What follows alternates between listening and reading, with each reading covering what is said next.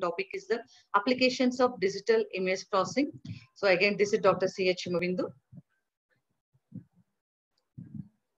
So at a glance, what is the today's section I'm going to discussing?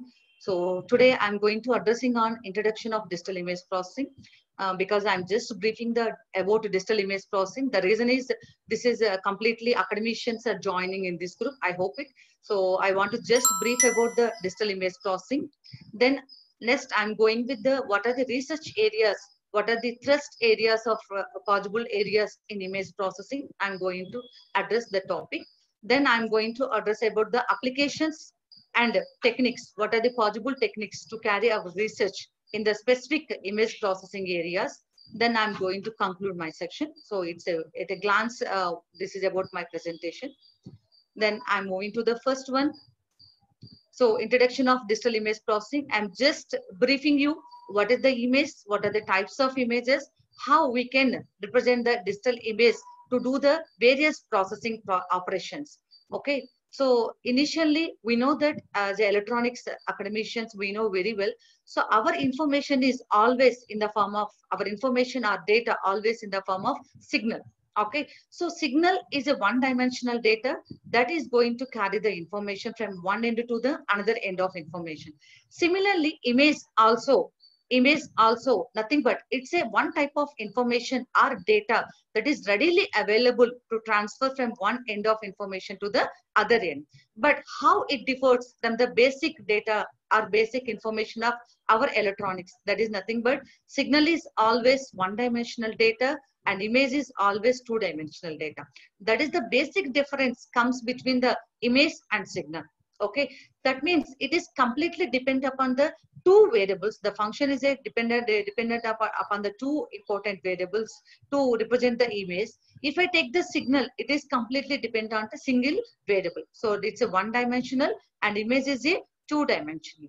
So now if I go for the definition of digital image, is a representation of two-dimensional image or two-dimensional data as a finite set of digital values called picture elements and pixels.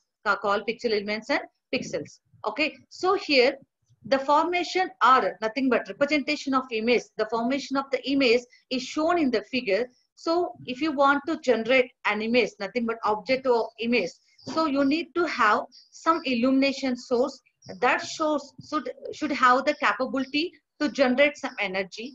The generated energy is going to fall on the object, which object you want to make it capture as a image. Then once the energy is absorbed by the object, it is going to radiate the energy. So the radiated energy is going to capturing by the one of the imaging system. So whatever the imaging system you are using, it may be analog device or it may be digital device, it is going to form the image in the image plane. This is my image plane. Okay. Sorry. This is my image plane. So here the condition for the formation of image is always depends upon two important parameters. So what is the energy is falling on the object, that is a 1.1, and how much energy is radiating by the object, that is also 0.2. Depends upon the type of radiating energy from the object, you have to use the specific image acquisition system. Okay, it may be analog system or it may be digital system. Again, I'm repeating the point. Okay, so based upon the radiating energy, let me consider if the radiating energy of any object is fall in the visible band.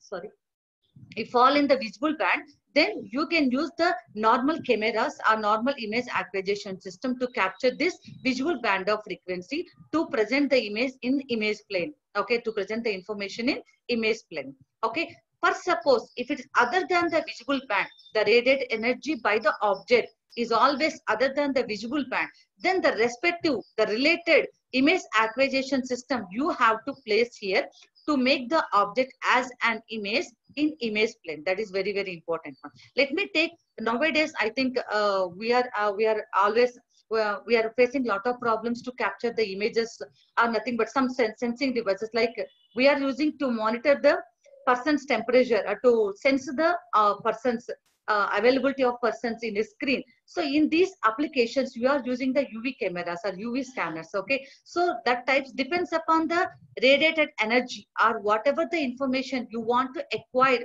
from the object. Based on that, you are going to using that particular imaging system to capture the image. Okay. So then once the image is formed in the image plane, you can see it is always two-dimensional information because it is having the information related to the width and the information related to the height. Okay. This is the information we can extract once if you form the object as an image. So this is the brief of digital image. Okay. Now I'm going to the next one. How once the image is formed, if I want to make some processing analysis on the formed image on or on the acquired image content, then what is the representation of image? So the digital image representation is always in the form of matrix. This is the representation of the image you can see here. Okay. So once the image is represented in the form of matrix, I think as academicians we know very well, the signal can be represented in the form of digital. Once if I done with the sampling and quantization and encoding. So these three steps we are taking, we are carrying over on the continuous signal to make it into a complete digital signal. Okay. In the similar fashion, if you want to make the image as a digital image, so definitely you have to carry all these steps without missing any process. We are going to carrying on the image, that is analog image, that is simple sampling and quantization and encoding process to acquire to represent the image in the form of digital data or discrete data. Okay. So finally, once if I done with all these techniques, that is the sampling, quantization and encoding, then the final image is represented in the form of the matrix. Okay. Now let me take you the dimensions of the image. This is the dimensions of the images. Okay. Now once the image is formed, that is in the form of digital data or discrete data, I'm synonymously using the digital and discrete, don't get confused. Okay. So because I'm working with the digital system, indirectly the data is a discrete, that is visible towards to the user end, but with the system end it's a digital data. Okay. That's why I can use synonymously digital and discrete at a time. Okay. So here the existence of image, the image is always existed in two domains. The basic domains of information is called spatial domain, and once it is transformed, that other domain is called as a transform domain. Let me correlate with the signal. The signal is existed in two domains that we know very well, that is the time domain. This is called as a natural domain or base domain. Then once it is transformed for different purposes or different applications are considering various advantages, the other domain is called as a frequency domain. Okay. In the similar fashion, the image is also existed in two domains. The first initial domain, the natural existed domain is called it as a spatial domain. The other domain that is transformed for further applications or further advantages or further benefits, that domain is called as a transform domain. Okay. So I think you know that. So let me discuss about this spatial domain and transform domain. In spatial domain means here, you know that the image is represented in the form of matrix. This is the matrix, and the each pixel in the matrix, I can call it a matrix. The each pixel or the each element of the matrix, the each element of the matrix in a image or in a matrix is called it as is defined as pixel or intensity value. Is defined as pixel or intensity value. Okay, pixel or intensity value. So this value is going to change from one location to the another location. That is first element to the second element, or second element to third element. That means the value of a matrix elements are going to change from location to location or spatial location to the spatial location. But that is not in the case of signal. If I take the signal, if it is existed in time domain, the amplitude or the information of the signal is going to change from time to time. Okay. At t0 instant of time, what is my amplitude or information? At t1 instant of time, what is my amplitude and information? That means based on time, the amplitude or the content of the signal is going to change. But that is not the case with the images. In images, irrespective of time, remember the image is always independent of time. Okay. Irrespective of time, the value of the image is going to change from location to location. Okay. That is nothing but from location to location in the terms of the matrix. That's why it is called it as a spatial domain. It's not a time domain. Remember, so it is called it as a spatial domain because the content of the information of the image our pixel values of the image is going to change from location to location. Okay, that's why it is called as a spatial domain.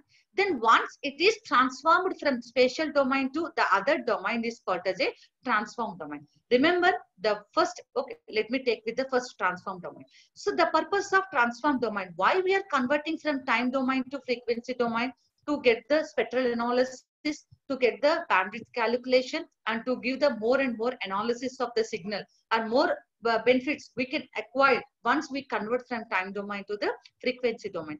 In a similar fashion, once if you convert the image from spatial domain to transform domain, means in spatial domain, remember the first most important point, because these points I'm going to use in the further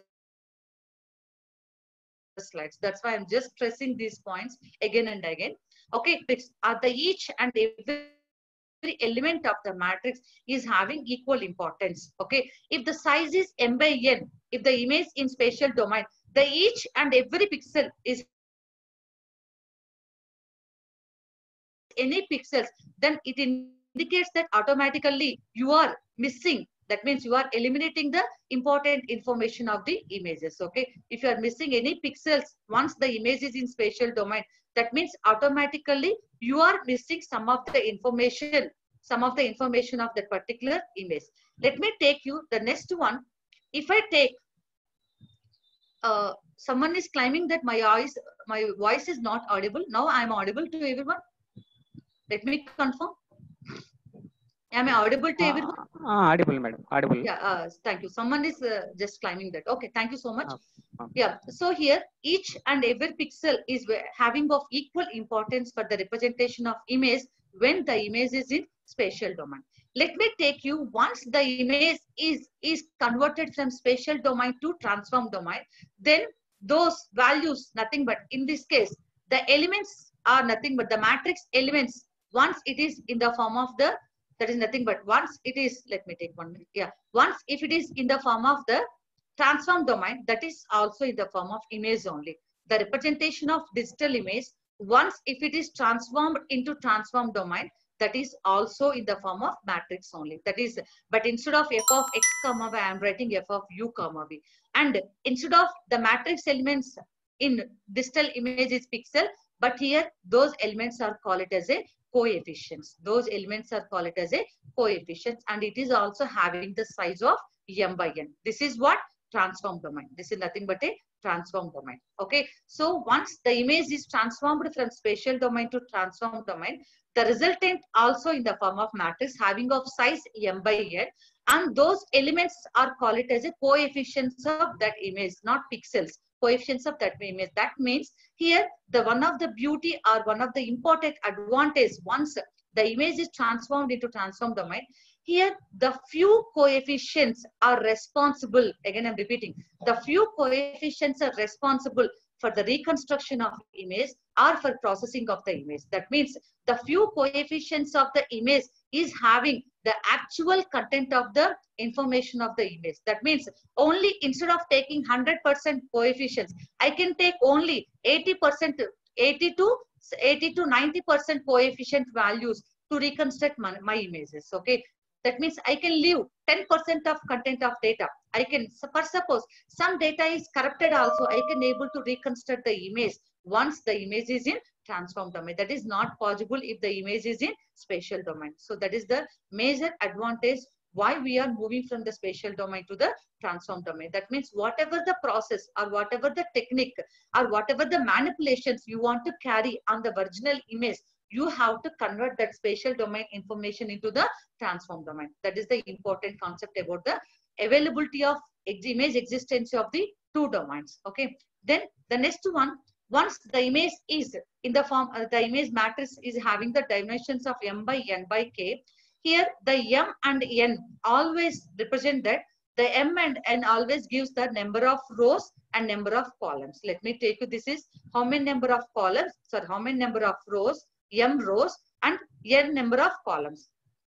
M rows and n number of the columns. And here the k indicates the intensity scale. This is called as a intensity scale. So how many number of shades we are using to generate the image. That is very, very important one. That means the number of shades is going to change from type of capturing devices or type of displaying devices. That means if the system, the capturing system is having the capability of higher end of capturing system, then it can able to produce maximum number of shades. Let me take, if the image is having, if the image is representing with 250 shades, or the same image is representing with nothing but 128 shades or 64 shades, that means the number of shades will make you the image more and more quality. Okay, if the shades, the number of shades are increasing, then automatically the quality of image representation is going to increase. So these are the basic responsible parameters for the representation of the images. Okay,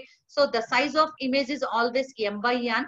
This indicates in that number of rows and number of columns, and k indicates how many number of shades you are using to generate the image or for representation of the images. Remember, once the image is transformed from spatial domain to transform domain, there is no change in the size of the image. The size of the image also same, that is m by n only. This is the basic parameters. That is a, once if the image, digital image is ready and that is ready to represent in the form of matrix, then these are the points you have to observe and you have to note it down. Then once the image representation is done and you have the clarity, what are the types of domains are existed and representation of image, then I am here to explain what are the types of images. Okay, here the types of images are binary image. Okay, it carries the values only zeros and one. Okay, it is going to carry the values only 0 or 1. Then the second type of image is called as intensity image, or call it as a gray image, or otherwise you can call this one as a gray image also. Okay, it is having the values lies in the range of 0 to L minus 1. That is 0 to L minus 1. Here L always indicates that, let just recollect the concept what we discussed in the previous slide, that is L equal to 2 power k, that is number of shades. Okay, those number of values is going to carry by the intensity image or gray image. Okay, the representation of, once we are working with the image processing platforms, the image can be represented either uint8 or double or uint16. That means 2 power 8 or 2 power 16. Likewise, it is going to represent. Then the next important image is called as a RGB image. That is a red, green, and blue.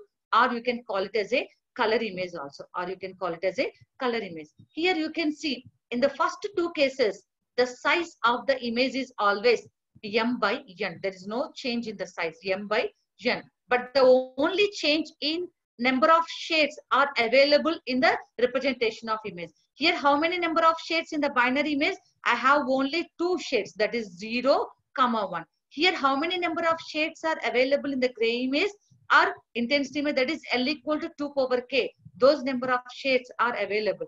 Then once the image is in the form of color image, that is m by n by 3, that is called the color image. Here the size is m by n, but by 3 is always indicates that the image is represented in 3 components. That is red component, green component, and blue component. Similarly, you have other color models also, like HSI, like CMY, like YCBCR, like YUV, like with the various color models are there. In every color model, the size of image is going to change, or the representation of image is going to change from m by n to m by n by 3. This 3 always indicates it's a color image. You are working with what image? Color images. Then the next image is called as indexed image. Let me recollect the concept of the pointers here. Here indexed image means, here you can see the size of the image is m by n only, by 3. This by 3 indicating that it is not a color image. It is not a color image, but it is going to carry the address of that color components. Remember, it is going to carry the address of those color components. Let me take that example. If I have the image, that is index image, having of size m by n, having of size m by n, but here the each value in the index image is not pixel or is not intensity value. It is called address value. It is called as a address. It is called as a address of what? It is address of that particular color component. If I just go and check, if I just go and map this address in the color matrix, I have one color map. Okay, this is nothing but 3. Okay, you have the sum n by 3. That means I have n rows and 3 columns I have. So in this address, if I go and check this address, the respective color components are available. That is, what is the value of R, what is the value of green, and what is the value of blue. Likewise, that is called as a index image. And the last one is called multi-dimensional images. Okay, here nowadays we are working with the multiple options like frames. Okay, if I want to produce any video, I should have the capability to combine the multiple frame image. That's a sequence of images. That's why it is called multi-dimensional image. Either you are taking with multiple dimensions, with multiple sizes, or multiple decimations, or with multiple capturing devices also. That is going to change once we reach with the multi-dimensional image. So these are the classifications or types of images: binary, intensity, RGB, index, and multi-dimensional images. Then the next one is, this is a perfect example what we discussed till now. That is the binary image. You can see here the all values of image is carries the only 1 and 0s. The values of images are only 1s and 0s. If I take gray image, here you can see other than 1s and 0, you have the values, some fractional values, that is other than 0 to 1, or lie in the range of from 0 to L minus 1. Then it is a color image. If you take the color image, you can see the each location, in this specific location, you can extract the red component, you can extract the green component, you can extract the blue component. That's a color image. Once if it is an index image, you can see you have the value 5, but it is not an intensity value or pixel 5. This 5 is going to map in the color matrix. Then it will give the 3 values. What are those 3 values in the location of 5? Those values are red value, and the value of green, and the value of blue. This is the example of the index images. Okay, this is just a briefing of introduction of digital image processing. I'm just closing with the brief introduction about the digital image processing. I hope everything is clear from your end. If you have any doubt, you can just put in a chat box. Okay, now let me take you to the other end of the digital image processing. That is the important one, that is related to my today's presentation. What are the research areas in image processing? So I think you know that most of the academicians or faculty, we are always struggling to identify the specific area to carry our research. Okay, so how you can carry your research, that is the important part. Once you identify the field, yes, I am ready to work in the image processing, then in what area you want to carry your work, that is very, very important part. So most of the academicians or faculty or scholars are always struggling to identify the area where to start your work. First, if you want to start your work, you should know what is the application environment, what are the types of application, what are the possibility of existence in the right environment in the present era. You have to check. For suppose, if you want to work in the image processing, but you are starting with doing of existing technique, very old technique, you cannot complete your work. That means you should able to identify the area that is related to present era, which is having the highest demand in the various applications. Now, I am here with you to address the various research areas are possible to carry your research in image processing. With this area, I am going to take you the application end and working with this particular area. So with this, I'm going to start my actual presentation. Okay, now let me take you what are the possible research areas in image processing. So I think you know some of these areas you are very familiar, and some more are not familiar with you. Let me complete and let me touch with all the possible areas in this case. Okay, so that is image enhancement. I'm starting with the image enhancement, then image restoration, image segmentation, and image mosaic, and image matching or registration, image watermarking, image inpainting, and image fusion, and image ditching. Remember, I'm just collecting the areas. These are advanced areas, nothing but these areas are right now having existence in the present era of application. That's why I am addressing these areas only specifically. Don't get confused. There are a lot of areas already available. You can go with any one also, but time being, taking of consideration of present applications, I am addressing these specific areas. Okay, let me take you the first one here. In my further presentation, I'm going to address all these areas with a specific application and what are the techniques are available to work out on the specific areas. Okay, let me take you to the first one, that is image enhancement. Let me take you to the first research area, that is image enhancement. So I think enhancement is one of the important step.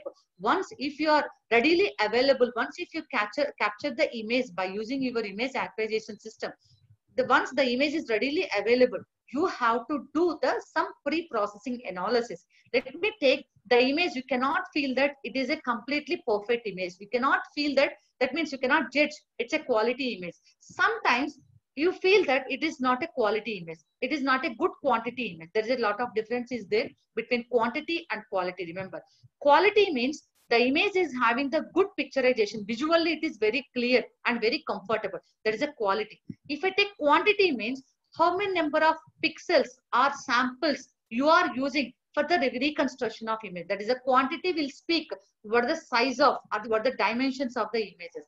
Quality will always speak how many number of shades we are using, how effectively it is visually perfect. Okay, so you have to compromise these two parameters. Okay, so once if you capture the image by using image acquisition system, that is a raw image, that means you have to do some pre-processing on that particular raw image to acquire the quality output. So to carry the quality output, the first pre-processing stage always touch is called as enhancement. Remember, it is very, very important pre-processing stage in every application. Like if you want to do segmentation, it is a first step. If you want to do any like compression, it is a first step. Likewise, so in various applications, it always stood as a first pre-processing stage in various image processing applications. So let me take you the first one, image enhancement. Okay, so image enhancement means it is improving the interpretability or perception of information in images for human viewers. That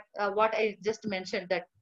Okay, so you have to feel that it's a visually perfect, that in the to achieve that condition, to reach that point, then you have to approach the image enhancement technique. Okay, and the next one, it is a completely subject to analysis. Remember, the enhancement is a completely subject to analysis. You cannot judge that specific technique is applicable for specific application. That means it is completely depends upon the human intervention.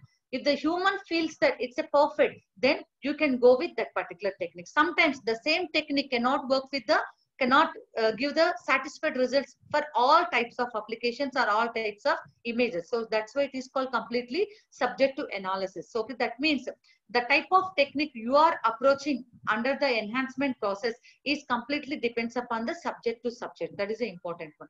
Then the next one is the pre-processing step. Okay, so this is the one of the just what I mentioned. This is especially useful for as a pre-processing technique in further applications of image processing. Okay, then what are the techniques are available for image enhancement? There are two types of techniques based on the type of domain, that is a existence of the image. If the image is in spatial domain, the possible techniques are either point processing or either histogram or either spatial processing. Remember, all are subject to type of techniques. Okay, that means some techniques will fit for some applications, some techniques will fit for some other applications. Likewise, okay, in point processing, we are doing the analysis pixel by pixel. In histogram, we are doing the analysis based on the availability of shades on the image. And in spatial processing, we are taking the neighboring relations to do the enhancement process. Okay, so this is the way of doing the enhancement technique under spatial domain process. Okay, then the next technique is called transform domain. Here you can able to do, once the image is in the form of transform domain, indirectly I can say it's in frequency domain, that is other domain of the image. Okay, then you can apply either sharpening process by applying high frequency filters, either you can apply smoothing of the image by using of low pass filters, or either you can use specific applications for the selection of specific intensity range of values. Then you can go with either band pass filter or band reject filter or notch filters or advanced filters also available. So these are the techniques are available under the image enhancement. Okay, so image enhancement is completely to acquire the quality output from the raw images, and it's a subjective analysis. It's always lie as a pre-processing stages in the advanced applications. Okay, then the next one, image enhancement. Then what are the applications under the image enhancement? Let me take you the applications of image enhancement. So we define the definition of enhancement. We define where the importance of enhancement in image processing applications, and then what are the techniques are existed in image enhancement. Then what are the applications? These 4 points I'm going to address in each research area. Okay, so here what are the applications of image enhancement? So here the first application is medical. So before going to list out the applications, let me take you to the addressing the images. So just see on the right side of my screen, here you can see this is my image, what I captured with the X-ray image. That is nothing but this my X-ray image. This is the captured image by using the scanner. But let me take you for any further diagnosis. If any physician want to study this, so the physician should have the capability to keep more and more concentration visually to identify the different parts of this particular structure of bone structure of the person or bone structure of the any object. Okay. So for this, to make it comfortable, that means the physician should feel very comfortable to identify, to study the X-ray report. So I am going to approaching my enhancement process. Let me take you this. This is the output of enhancement. So this first column is always input and the second column is always addressing the output. Okay. Here you can see, here it is giving the more clarity, more enhanced version of the image. It particular structures, you can see the bone structures in this particular area, chest area are nothing but at bottom abdomen areas. So it is giving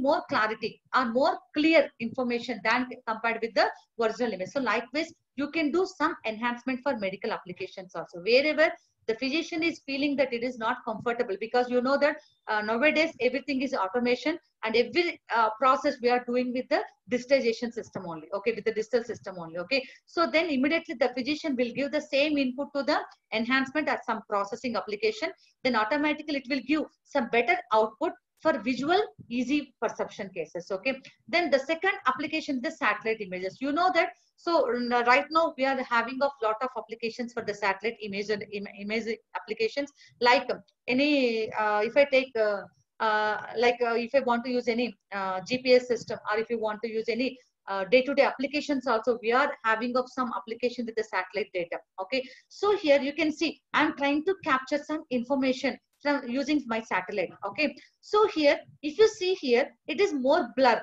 Okay, it is not comfortable to make the different clarity. What is the purpose of capturing the images through the satellite is either for aerial review, either for atmospheric observations, either for security, nothing but some cyber security applications also. Okay, so all these applications we are using this satellite imaging. So here you can see, you can feel it is some type of blurring. Okay, here the contrast is less, or brightness is less, but here the contrast and brightness is very adequate, but it is a blur, the image is blur. So here I am using the removal of blur, or nothing but some sharp operation to acquire the enhanced output from this type of image. Similar way, the general application, some standard applications also, some traditional way of applications also you can use. Likewise, if you captured some images for further process to identify the quality of output of that grains or seeds or rice grains, then this is not comfortable. You are going to apply some enhancement technique.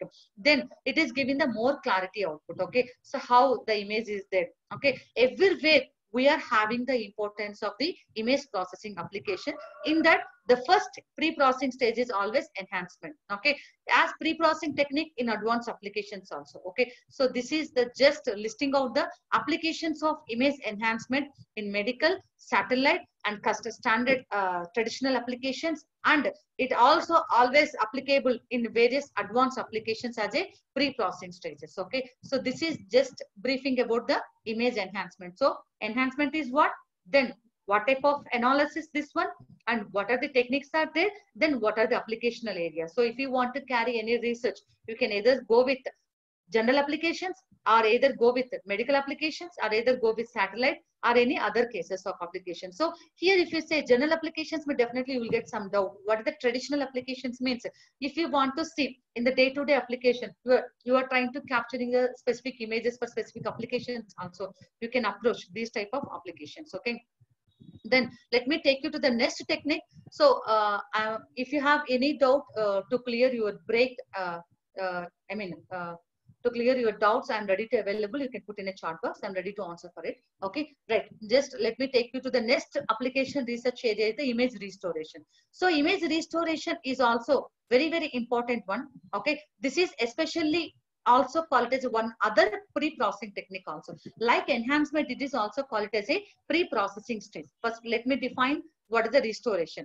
Image restoration is the operation of taking a corrupt or noisy image and estimating the clean or original image, and then you are going to remove those noises which causes due to either motion blur or channel noise or either misfocusing of the lenses or some application. Okay, those noises or those correcting data can be removed from the original image, that nothing but a captured image, to acquire the quality output. Okay, that is the purpose of the restoration. Remember, with the enhancement, you are not going to address any noise removal techniques. Okay, we're just trying to enhance the quality of the output. Okay, either contrast enhancement, either brightness enhancement, either piecewise linear transformation, or either you are going to check with the histogram processing with histogram equalization techniques likewise. But restoration especially address for the removal of the noises. If the image is corrupted, if the raw image is corrupted due to some noise at the time of capturing or at the time of transmission, there may be two possibilities are there. Okay, the image quality is degraded. We can call it as a degradation process also. Remember, this is the degradation process or denoising also.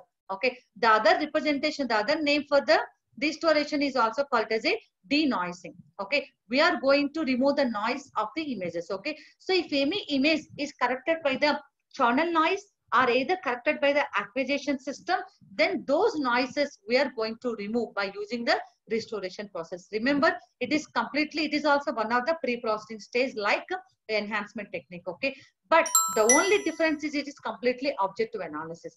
The reason is here why it is called objective analysis. Why not it's a subjective means?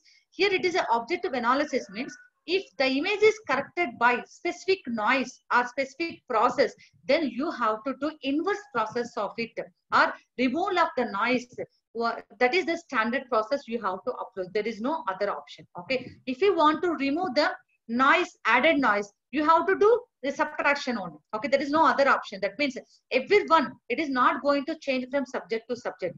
Okay, the technique is standard based on the type of noise or the type of degraded function. You are going to estimate the type of the technique you have to approach on that particular data or on particular input on that is degraded image. Okay, so then the techniques, what are the techniques we are readily available to carry the restoration processes? Again, it is also classified based on the pixel, that is the image existing domain, that is a spatial domain and transform domain. In spatial domain, you can approach either mean filters or order statistic filters or adaptive filters or advanced techniques also there. But basic techniques I am listing here.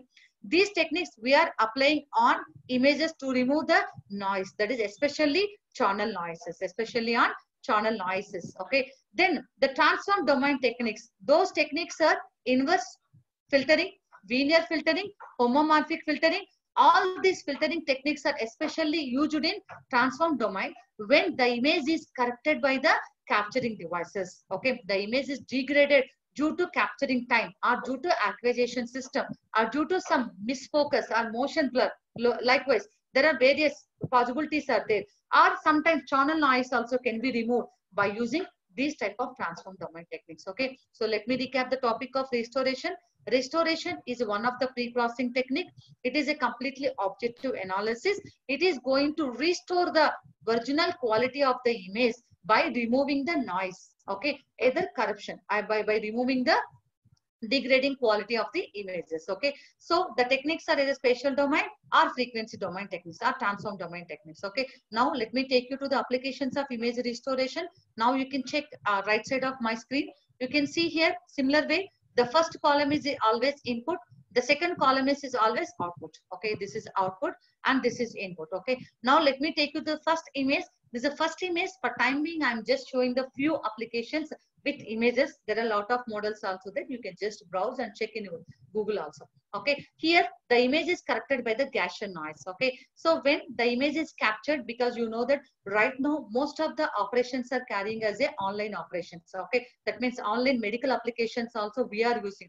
When the image of particular patient, the brain image of particular patient be captured by using the MRI scanners or CT scanners, that image we are going to process from one location to other location due to at the time of processing some noise is corrected. The image is corrected by the some noise, that is channel noise is called Gaussian noise. So before doing some analysis or some processing on the image, I want to remove this noise, that is called pre-processing stage, for further applying of segmentation or further applying of object recognitions or likewise. Okay, so I'm doing the restoration to remove the noise. Now you can see in the right hand side output, that the second column, first image. Here the image is the degraded image, nothing but, sorry, restored image. Okay, the degraded image is restored by using the restoration technique to remove this Gaussian noise.